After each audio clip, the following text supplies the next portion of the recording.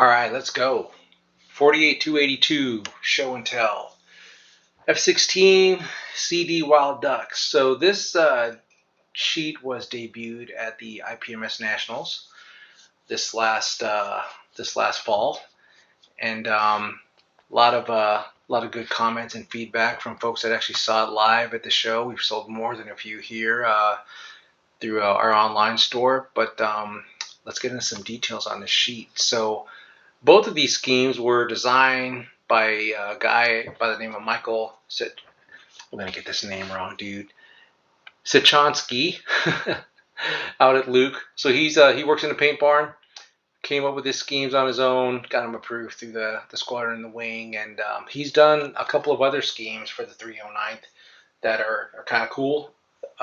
These are the last two I think he'll do on the Viper, as these guys are transitioning to the F-35 shortly, if I remember correctly. So this guy up here, the Wild Duck scheme, is actually commemorating the 80th anniversary of the 309th. That's the motivation behind that scheme. Those guys, the 309th flew P-39s and P-40s as well as a Spitfire at the beginning of World War II, and then they later transitioned to P-51 at the end. And then you can see they flew P-80s all the way up to F-4Es. Back in the day. The bottom jet is a commemorative scheme. This jet here, 9778, is the only F-16 to ever shoot down a MiG-25. So this jet was painted up in these markings just to commemorate that kill. And you could see what they ended up putting Nordo North's name on there. Since he's the guy that got the kill, and then you can see these straight markings here. It shows a little Viper there, punching off aim 120, getting that MiG-25. So that's kind of cool. So that's a block 42, I believe. Yes, it is. So let's look at the details of the 80th anniversary jet. So most of the paint scheme here is going to be paint, and we've provided masks. I'll get into that here in a second. The actual files that were used to lay out all the plotter masking for the tails, those actual files were actually they were provided to us, and we downsized those and made sure they fit the kit accurately, and so it doesn't get any more accurate than that, right? So the Wild Ducks marking on the tail. Some of the other markings were made available to us. Some of these we had to draw from scratch. Michael just hooked it up with reference photos. They turned out, couldn't have done it without his help, man. So thanks a bunch, Michael, for doing that for us. So you can see the markings here, left and right of this guy. These numbers here, they'll make sense here in a minute. I'll get around to that. So yeah, so you get to the two-seat 42. Block 42 jet. So outside of the paint scheme, that's obviously a unique paint scheme. Got some Southern Watch sticker, on the side, and then what I mentioned previously about the jet graphics that are on the ventral strake. So this was painted down in June 2022. If I heard a rumor, it's probably true that this jet was actually already in the boneyard. Wish they would have kept that guy around, put it in the museum or something, but that didn't happen. Okay, so let's get into this. So I dorked around with different ways to try to provide instructions for how these masks should be laid out. So the mask itself, we'll see here in a minute, it's all black, and it's cut out on a plotter. But I colored these blue and white just to show you which ones were the blue masks and which ones were the white masks. Now, however you want to, your order of painting is going to drive whether you use this actual cutout area that I'm showing here, right, as the part that's the mask, or if you're going to cut around it and then take the middle part out, and then that's the part you're going to paint. It's up to you, however you want to do it.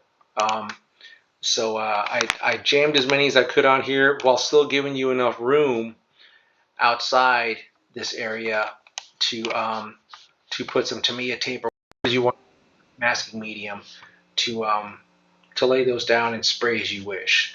So again, the white is where the white parts are, and the blue is where the blue parts are. And then the numbers correspond to the numbers that I have here. Okay, so the tops and bottoms of the wings are the same. There's some subtle differences around the intake and stuff like that, obviously. But what you're going to get is 2 complete sheets of mast just like this.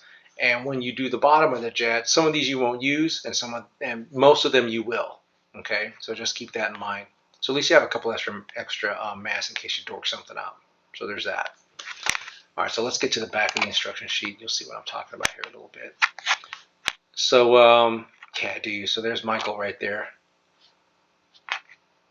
Very awesome dude to work with to get this paint scheme together. Had fun working with him on that. So you can see the paint scheme on the top and the bottom, like I said, are very similar. There's parts around the intake that are obviously different, but the horizontal stabs, the tops and bottoms of the wings, exactly the same. Okay. The paint, model paint markings, or excuse me, data, 25240 and 25095. No one makes those as far as the traditional lines of paint. You can, dig around in your fan deck if you have one. Look around, man, and try to figure that guy out, or find something that's real.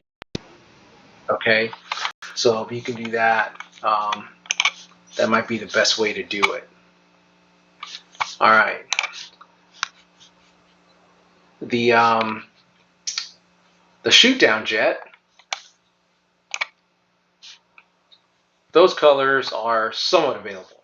So the lighter tan, AK and Mr. Payne have them, and then the brown, the darker tan, light brown is a Mr. Payne color that's available.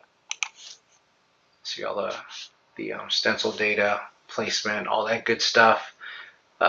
So Kinetic has come out with a new 2-seat kit where you can build this model, the specific block variant. So that's all good.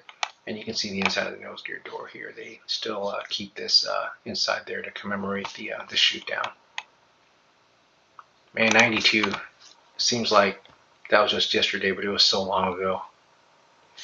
Okay, let's look at some decals. All right, man, we'll start at the top, work our way down to the bottom.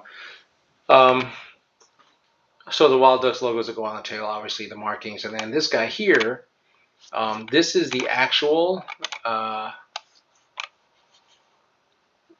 image of the sticker that was drawn and printed and designed by Michael.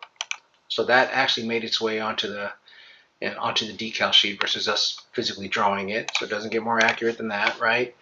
And then you can see here the paint barn markings.